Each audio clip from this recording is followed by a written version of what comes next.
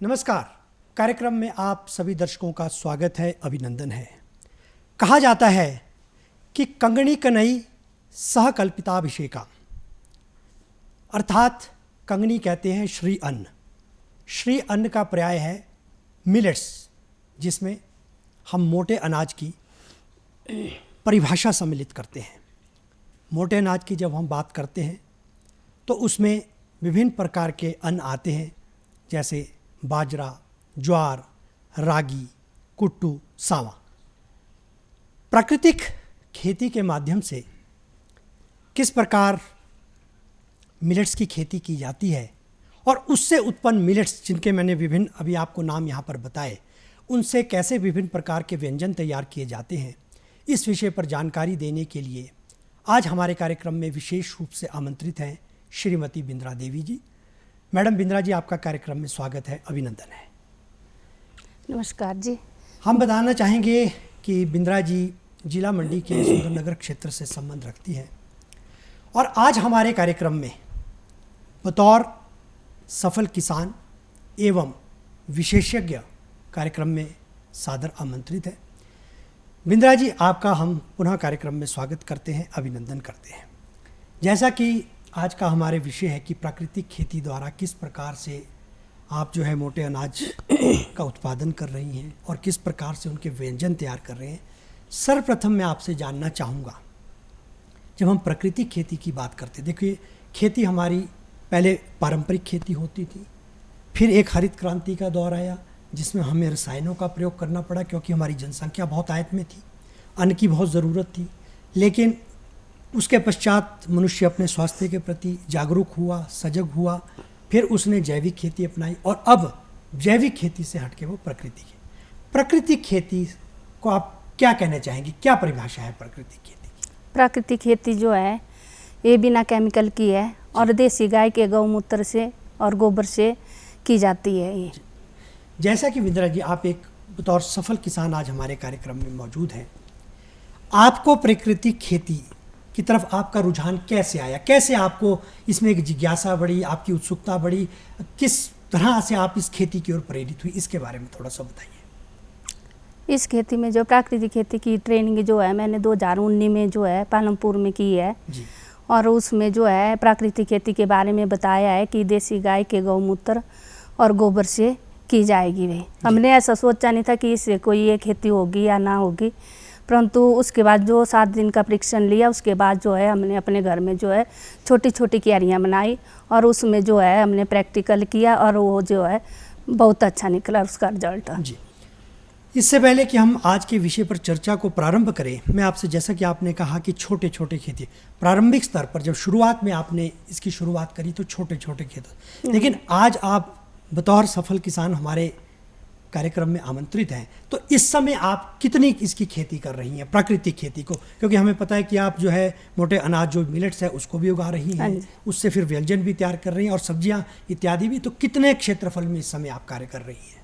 मेरे पास कम ज़मीन है, 3 बीघा है, बाकी मैंने जो है ठेके पे ली है, उसमें भी मैं ऐसे ही उगा रही हूँ, प्राकृतिक खेती कर रही हूँ उसमें भी। जी, तो आपका कहने का मतलब है कि प्राकृतिक खेती की ओर आपका इसमें रुझान जो है हाँ जी बढ़ता जा रहा है। हाँ जी। अब हम बात करते हैं आज के विषय की ओर।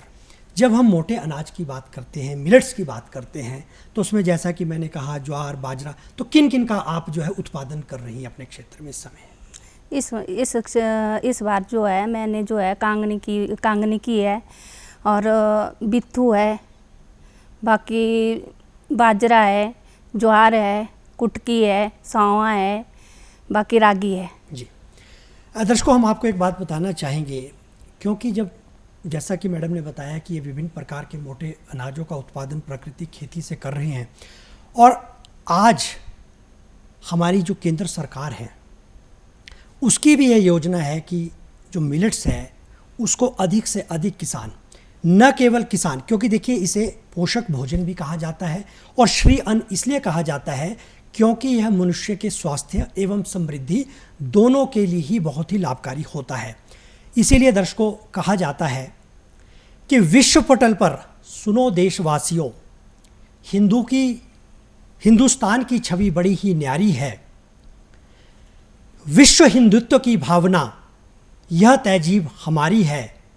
संयुक्त राष्ट्र से हमने पहले योग दिवस मनवाया था और स्वास्थ्य को लेकर के ही मिलेट्स पर भारत ही प्रस्ताव लाया था।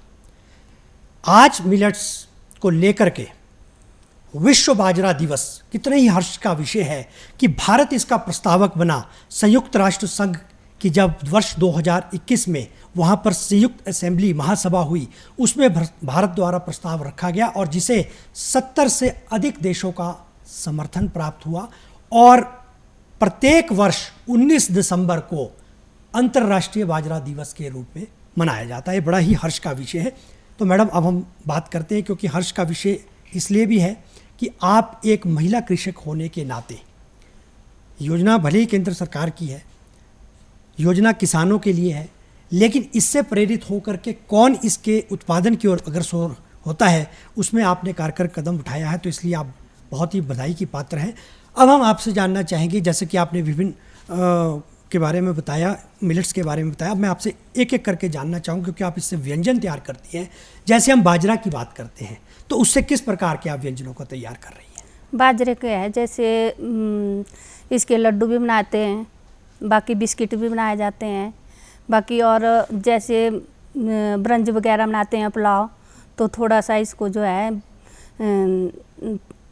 पीस कर जो है थोड़ा मोटा मोटा दलिया बनाकर जो है इसका जो है पुलाव भी बनाया जाता है बाजरा का। हाँ, बाजरे का। जी, ज्वार की यदि हम बात करें, क्या ज्वार से भी कोई आप बना रही है, या जिन जिन भी मिलेट्स के आप मोटे अनाज से आप बना रही है उनके बारे में आप थोड़ा विस्तार पूर्वक बताइए। जैसे रागी है, सबसे ज़्यादा बनाती हूँ मैं रागी के। जैसे रागी के लड्डू है, बिस्किट है, बाकी रायता है रागी का, बाकी कोदरे की चाय है, इस पे काम कर रही हूँ जी।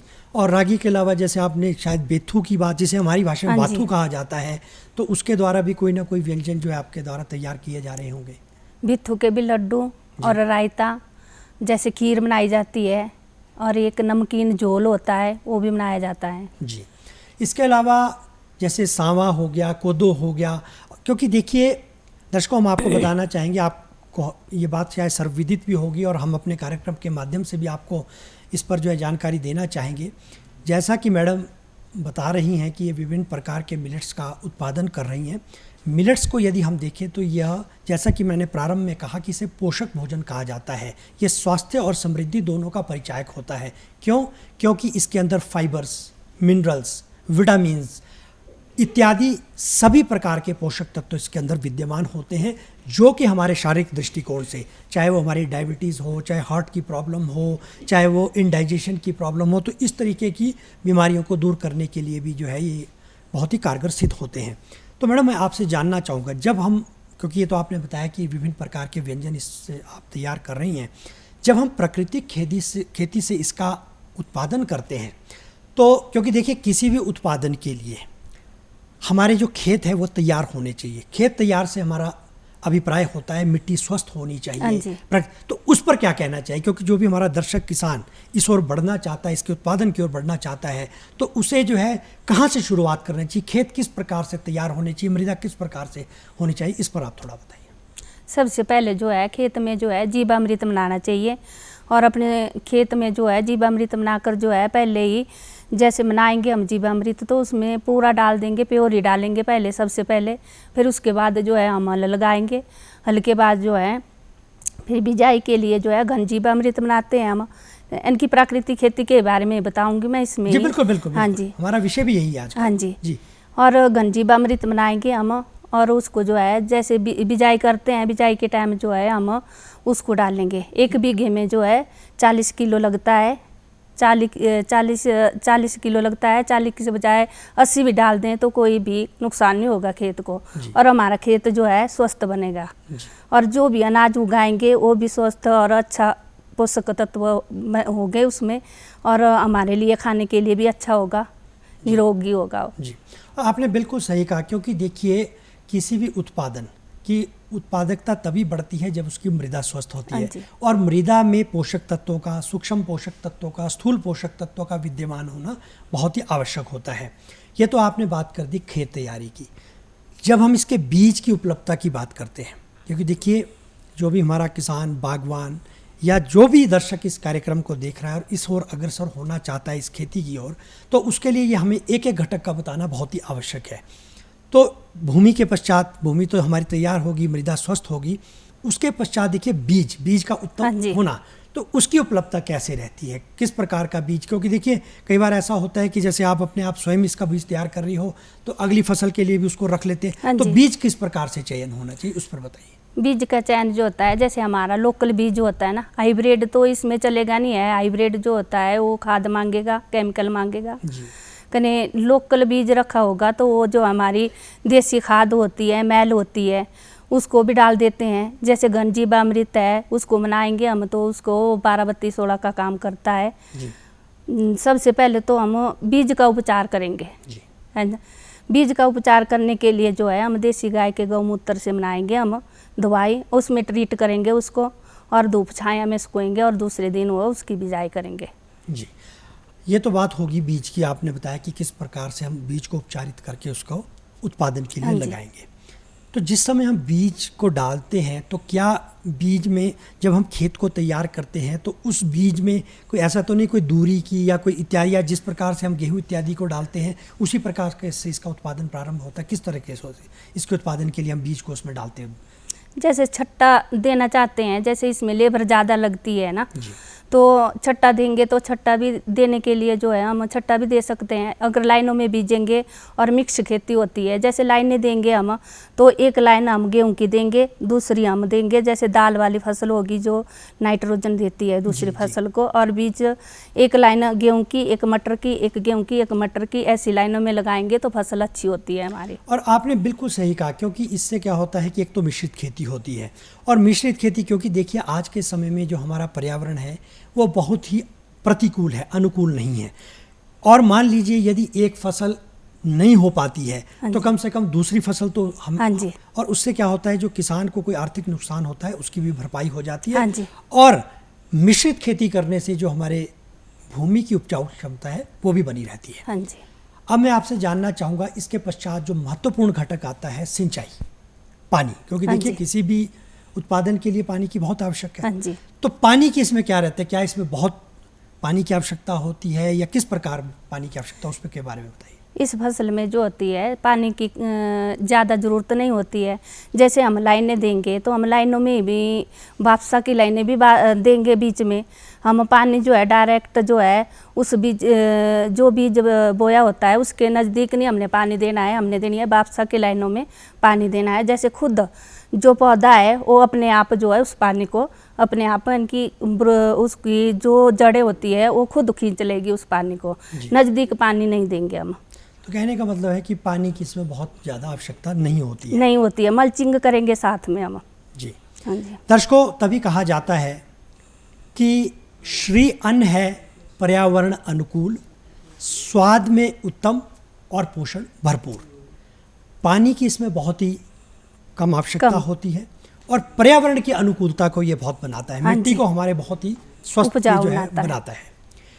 मैडम, इसके पश्चात जो हम अगली, क्योंकि देखिए कोई भी उत्पादन होता है उसको कोई ना कोई कीट या रोग अवश्य लगता है। हाँ जी। चाहे वो मनुष्य की बात कर लो, चाहे वो फसल की बात कर लो, और क्योंकि देखिए पर्यावरण की हमारे ऐसी प्रतिकूलता होती है कि कभी गर्मियों में बहुत आयत में गर्मी होती है, बरसात में बहुत आयत में बारिश होती है, सर्दियों में बहुत अधिक वर्षा होती है, और हर मौसम के अपने अपने कोई ना कोई जो है रोग वो लेकर के आता है। हाँ जी। मान लीजिए हमारी इस जो मिलेट्स की हम बात कर रहे हैं, मोटे अनाज की बात कर रहे हैं, इनको यदि कोई रोग ग्रसित कर लेता है तो उसका उपचार प्राकृतिक विधि से किस प्रकार किया जा सकता है? हम सबसे पहले तो द्रेक अस्त्र बनाएंगे, उसका छिड़काव करेंगे। जैसे सुंडी वगैरह लगती है, छोटे कीड़े लगते हैं, उसके लिए द्रेक अस्त्र बनाएंगे।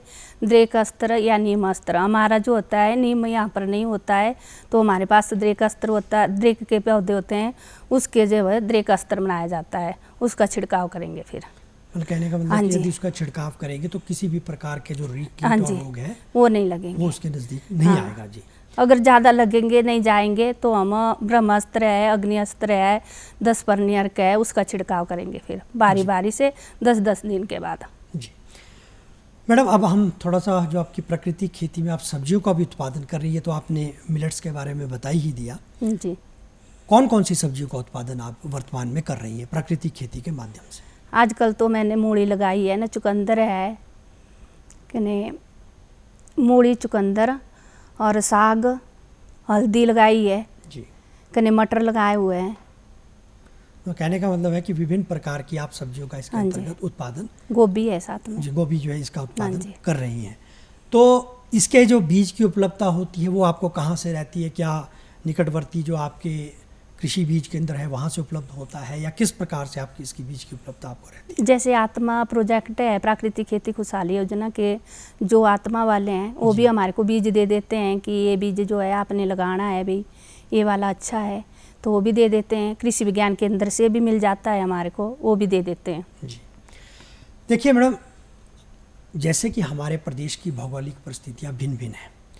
कहीं ऊंचे पर्वतीय क्षेत्र है जहाँ हमारे लाहौल, किन्नौर, चंबा के क्षेत्र आते हैं, मंडी इत्यादि, यदि हम इसे कहें कि ये निम्नतम क्षेत्र में जहाँ निम्नतम पर्वतीय क्षेत्र है। तो जो ये बाजरा, ज्वार इत्यादि जो हम मोटे अनाज की बात कर रहे हैं, क्योंकि देखिए ये पर्यावरण के अनुकूल हाँ है जी। और मैं समझता हूँ कि इसकी पैदावार हर क्षेत्र में हाँ जी। संभव हो सकती है, तो उस पर क्या कहना चाहेंगी आप पैदावार को लेकर के? जैसे आपका जिला मंडी का क्षेत्र है, तो क्या वहाँ पर ये सब जगह इसकी पैदावार संभव हो रही है?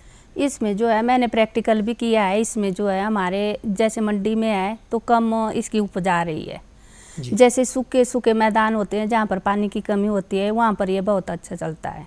तो कहने का मतलब कि पानी जहाँ पर बिल्कुल ही कम हाँ, है, वहाँ कम पर है। जी। दर्शकों, तभी कहा जाता है कि अन्न के क्षण और अन्न के कण और आनंद के क्षण दोनों ही बहुमूल्य होते हैं, इसको व्यर्थ नहीं गंवाना चाहिए। और जैसा कि मैडम कह रही है, तो बड़ी एक हर्ष की बात है कि जहाँ पानी की कमी हो, हमारे जैसे निचले क्षेत्र है, ऊना इत्यादि के, पौंटा इत्यादि, वहाँ तो पानी की कमी रहती है, और वहाँ पर यदि इस अन्न का जो है हम उत्पादन करने की ओर अग्रसर हों तो अवश्य ही इसमें हमारे किसान बागवानों को जो है इसमें एक अच्छी आर्थिकी भी प्राप्त हो सकती है और उनके लिए लाभप्रद भी हो सकती है। मैडम, जैसा कि हम देखते हैं कि क्योंकि आपने प्रारंभ में खुद ही कहा कि प्रारंभिक स्तर पर आपने इसको छोटे स्तर में प्रारंभ किया, क्योंकि और ये बात आपकी बिल्कुल सही है कि आज हमारे पास जो है लैंड होल्डिंग्स, जिसे ज़मीन कह रहे हैं, वो कम होती जा रही है। क्योंकि देखिए परिवार में मान लीजिए यदि 10 से हैं, तो यदि किसी के घर में 2 बीघा ज़मीन है तो वो 10 में बढ़ जाएगी। तो ज़मीन, तो कहने का मतलब है कि इसका उत्पादन हम छोटे क्षेत्र से भी प्रारंभ कर सकते हैं। और क्योंकि मिलेट्स का ये नहीं है कि हम इसको, देखिए किसान बागवान का तो ये रहेगा कि आर्थिक, यदि हम इकोनॉमिकल पॉइंट ऑफ व्यू से देखें, आर्थिक दृष्टिकोण से देखें, तो उसका तो ये रहेगा कि वो उत्पादन करके उसको बाजार तक भेजे। लेकिन यदि मान लीजिए हम अपने स्वास्थ्य के दृष्टिकोण से देखें, तो स्वास्थ्य के दृष्टिकोण से भी जो है इसका हम छोटे क्षेत्र में जो है उत्पादन करके अपने लिए भी प्रयोग कर सकते हैं। मैडम देखिए, जब हम किसी भी का उत्पादन, किसी भी, चाहे वो सब्जी हो चाहे मोटे अनाज की बात हो, श्रम की एक बहुत बड़ी दिक्कत आती है। हाँ जी। तो उसको आप कैसे देखती है? क्या आपके परिवार के सदस्य आपके साथ सहयोग करते हैं, या मजदूरों की किस प्रकार से जो दिक्कत, क्योंकि देखिए किसी भी उत्पादन को करेंगे कहीं ना कहीं दिक्कत तो आती है। तो उसको कैसे देखते हैं आप? सबसे पहले तो सर मैंने अकेले लगाई, जैसे प्रैक्टिकल किया ना, छोटे छोटे क्यारियाँ लगाई, उसमें जो है मैंने बीजा और प्रैक्टिकल देखा पहले कैसा निकला इसका, अच्छा है तो मैंने एक खेत और दूसरी बार एक खेत लगा दिया मैंने भाई। इसमें जो है एक में मक्की लगा दी, एक में धान लगा दिया, उसमें किया मैंने प्रैक्टिकल। फिर जो घटक उन्होंने बताए थे हमारे को, भाई ये जो है हमने करने हैं, परंतु लगातार करना पड़ेगा, अगर बीच बीच में छोड़ देंगे तो ऐसे कोई भी अच्छा रिजल्ट नहीं आएगा फिर। हाँ जी, बस वैसे वैसे करते गए, एक खेत में या दूसरे खेत में। फिर अब जो है 3 बीघे में कर रही हूँ, और मेरे परिवार के सभी सदस्य जो है, मेरे बच्चे भी और पति भी साथ देते हैं और सभी लगाते हैं। और हम जो है प्राकृतिक खेती की जो सब्जी है, अनाज है, उसको ही खाते हैं, और दूसरी नहीं, हम बाहर से नहीं ले आते हैं। बड़ी हर्ष का विषय है। दर्शकों, तभी कहा जाता है कि अन्नम भ्रमेति व्यजनात् यह करोति तद धन आपनोति, या धान्यम प्रजामति वदति तद धन आपनोति। जैसा कि मैडम कह रहे हैं कि इनका सारा परिवार इनके साथ इनका सहयोग करता है, और ये संपूर्ण प्राकृतिक खेती द्वारा उत्पादित ही सब्जियों का और जो भी ये फसलें उगा रही है उसका प्रयोग करती है। और देखिए, ये दोनों ही समृद्धि के परिचायक हैं, एक तो इनके स्वास्थ्य के दृष्टिकोण से भी, और यदि ये मान लीजिए उसको बाज़ार में उसका विपणन करती हैं, तो उस दृष्टिकोण से भी इनको फ़ायदा होता है। मैडम अब हम बात करेंगे, क्योंकि देखिए हमने उत्पादन की बात करी, हमने भूमि की बात करी, सिंचाई की बात करी, बीमारियों की बात करी, श्रम की बात करी, अंततोगत्वा विपणन की बात आती है। और प्राकृतिक खेती के लिए, क्योंकि देखिए कोई भी, क्योंकि इसके प्रोडक्ट्स थोड़े महंगे होते हैं आम हाँ पर, जी। उसके लिए एक सेल्फ सर्टिफिकेशन भी होती है जिसका हाँ होना जी। बहुत, जिसे कहते हैं ना कि स्वतः प्रमाणीकरण होने। हाँ जी। उस दृष्टिकोण से आप क्या कहेगी भी, क्या किस प्रकार से, मान लीजिए आपने अपने प्रोडक्ट को बाहर भेजना है, अपने उत्पादन को बेचना है, तो उसके लिए जो सर्टिफिकेशन वो किस प्रकार से करती, क्या आपको कृषि विभाग सहयोग करता है उसमें, या खुद करती है, किस माध्यम से करती है? कृषि विज्ञान से भी हमने, जैसे जो हमने वहाँ से ट्रेनिंग ली है तो उन्होंने सर्टिफिकेट दिए हमारे को, उस सर्टिफिकेट को लगाकर जो है हमने अपना लाइसेंस बनाया। जैसे बाहर जाएंगी वही, जैसे मेरे जो भी मिठाई थी जापान में गई और फ्रांस कने, बाकी जैसे जो मतलब विभिन्न देशों में आपके हाँ जो जी, आपके द्वारा जो सिक्किम में भी गई। बड़े ही, मतलब कहने का मतलब हमारे देश के साथ साथ विदेशों में भी जो है आपके द्वारा जो बनाई गई मिठाइयाँ हैं, और वो मिठाइयाँ जो आपने प्राकृतिक खेती द्वारा उत्पादित मोटे अनाज से हाँ बनाई जी। है, एक बार पुनः प्रशंसा की पात्र है। और हमें बड़ा हर्ष हो रहा है कि आपके द्वारा, क्योंकि देखिए आप केवल मंडी जिले को का प्रतिनिधित्व नहीं कर रही हैं, आप हमारे संपूर्ण प्रदेश का प्रतिनिधित्व कर रहे हैं, और एक बड़ी ही हर्ष की बात है। मैडम आपसे जानना चाहूँगा एक खेती का, क्योंकि देखिए हमारे खेती में अब देखा जाता है कि हम खुले खेतों में तो खेती करते ही हैं, आज पॉली हाउस का दौर भी चल पड़ा है। हाँ जी। तो क्या उसमें भी मोटे अनाज की और जो प्राकृतिक खेती की आप बात कर रहे हैं, क्या उसमें भी ये खेती संभव हो सकती है, या आप वर्तमान में स्वयं ऐसा प्रयोग कर रही हैं कि पॉली हाउस के अंतर्गत कर रही हैं? सर जैसे पॉली हाउस में तो इसका बिल्कुल भी नहीं है ना जी, ये, उसमें जो है ज़्यादा गर्मी होती है। गर्मी, जी हाँ जी, उसमें नहीं चलेगा ज़्यादा ये। जी। मेरे प्रश्न पूछने का इसलिए था क्योंकि देखिए जो भी किसान बागवान इस कार्यक्रम को देख रहा होगा, हमें उसके संशय और जिज्ञासा को दूर करना है। तो आपके कहने का, और आपने बिल्कुल सही कहा, क्योंकि पॉली हाउस में एक मेंटेन टेम्परेचर हाँ होता है, और यदि उसमें हम इस प्रकार के खेती करेंगे तो शायद वो ना फलीभूत हो सके। जी, अब मैडम बात आती है, क्योंकि देखिए किसी भी हमने उत्पादन को, कृषि को, चाहे बागवानी हो, मत्स्य पालन हो, पशुपालन हो, उस ओर अग्रसर होना है तो हमारी आर्थिकी का होना बहुत ही सुदृढ़ हाँ जी। होना चाहिए। क्योंकि कोई भी किसान बागवान, चाहे वो छोटे स्तर पर जब भी, तो उसके लिए प्रारंभिक स्तर पर उसको पैसों की आवश्यकता तो होती है। हाँ जी। तो क्या आपने इसमें ऐसी कोई योजना का लाभ लिया है? क्योंकि देखिए जैसा कि आपने कहा, मुख्यमंत्री प्राकृतिक खुशहाल योजना हमारे यहाँ है, प्रधानमंत्री हमारे जो कृषि समृद्धि योजना है, प्रधानमंत्री सूक्ष्म कृषि प्रसंस्करण जो है, इसमें योजनाएं हैं। तो आपने किस योजना का लाभ लिया है ताकि हमारे किसान बागवान भी उससे प्रेरित हों, और कौन कौन सी औपचारिकताओं से आपको गुजरना पड़ा, कौन कौन से डॉक्यूमेंट्स, उस पर भी थोड़ा सा आप बताइए। जैसे डॉक्यूमेंट बनाए तो वैसे तो मेरे को कोई भी दिक्कत नहीं आई सर ना जी। जैसे हमारे को बताया था, जैसे कृषि विज्ञान से भी हमें बताते हैं कि आपने ऐसा करना कि ऐसे करना, जो भी आपने आगे काम करना है तो आपको, जैसे मैं ग्रुपों में भी जुड़ी, ग्रुपों से भी हेल्प मिली मेरे को। जैसे मेरे ग्रुप का नाम भी माँ शीतला है, सेल्फ हेल्प ग्रुप। जी, तो आपका हाँ कहने जी। में स्वयं सहायता समूह हाँ जी, उसका- जी वहाँ से भी हेल्प मिली। जी। तो आपको किस विभाग द्वारा, काय के लिए आपने सहायता ली थी, थोड़ा सा इस पर बताएं। क्या प्राकृतिक खेती के लिए, सिंचाई के लिए, कोई जो भी आपने, कौन सी योजना के तहत आपने लाभ ले रखा है? ऐसे मेरे को जरूरत नहीं पड़ी, हमारे पानी भी लगता है सारी, इनकी सब चीज़ों की हमारे को जरूरत अच्छा, नहीं जरूरत है, नहीं इनकी पड़ी, पानी हाँ। की जरूरत नहीं है हमारे को। प्रारंभिक पानी हमारा है, नज़दीक है, जैन का पानी लगा हुआ है, जी। और इस फसल में ज़्यादा पानी की जरूरत नहीं होती है। जी, तो दर्शकों देखिए, हम कह सकते हैं कि एक तीर से दो निशाने, यदि हम इस कहावत को कहें तो कोई अतिशोक्ति नहीं है। जैसा कि मैडम ने कहा कि इनको प्रारंभिक स्तर पर किसी भी प्रकार की आर्थिक सहायता की ज़रूरत नहीं पड़ी, और ज़रूरत का कारण इसलिए भी नहीं रहा क्योंकि एक तो इस फसल में पानी की बहुत कम आवश्यकता होती है, और दूसरे इनके पानी की उपलब्धता जो है इस फसल के लिए बहुत ही कम रहती है। लेकिन दर्शकों, हम आपको, जैसे मैंने इन विभिन्न योजनाओं को के बारे में बताया, चाहे वो प्रधानमंत्री हमारी जो है कृषि समृद्धि योजना है, चाहे वो सूक्ष्म प्रसंस्करण योजना है, चाहे वो अपनी मुख्यमंत्री प्राकृतिक खुशहाल योजना है, इसके माध्यम से आप जो है, यदि मान लीजिए प्राकृतिक खेती की ओर बढ़ना चाहते हैं तो आप इस योजना का लाभ ले सकते हैं। इसके लिए कुछ औपचारिकताएं रहती है, जैसे आपको भूमि की जो है आपको जमाबंदी ततीमा, जो कि आपके निकटतम लोकमित्र केंद्र से भी मिल जाती है, या आपके जो हल्का पटवारी होते हैं उनके माध्यम से भी आप जो इन दस्तावेजों को लेकर के जो है कृषि विभाग को, या तो लोकमित्र केंद्र के माध्यम से उनकी पोर्टल पर डाल सकते हैं, जो आपके संबंधित जो है विषयवाद विशेषज्ञ, जिसे हम सब्जेक्ट मैटर स्पेशलिस्ट कहते हैं, उनके कार्यालय में जाकर भी आप जानकारी दे सकते हैं और वहाँ दस्तावेज लेकर के इन योजनाओं का लाभ ले सकते हैं। मैडम, आपसे प्रश्न एक और मैं जो करना चाहूँगा, क्योंकि देखिए जब हम प्राकृतिक खेती की बात करते हैं तो उसमें हमें प्राकृतिक और पशुधन दोनों की आवश्यकता होती है। जब हम पशुधन की बात करते हैं तो हमें पशुधन, क्योंकि देखिए उसके लिए भी जो है पशु इत्यादि हमें खरीदने पड़ते हैं, उस पर क्या कहना जाएगी? पशुधन के लिए जो है, जैसे गाय खरीदने के लिए जो होते हैं आत्मा वाले जो है पैसे देते हैं, जैसे 50% जो होता है सब्सिडी है हमारे को। जैसे 50,000 की गाय आती है तो 25,000 रुपये देते हैं जी। तो आपके कहने का मतलब कि 50% अनुदान आपको मिल जाता है उसमें। जी।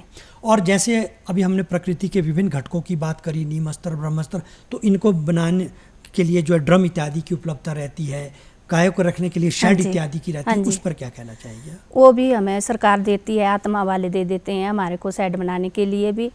और जैसे ड्रम की ज़रूरत होती है, ड्रम भी वो आत्मा वाले दे देते हैं हमारे को।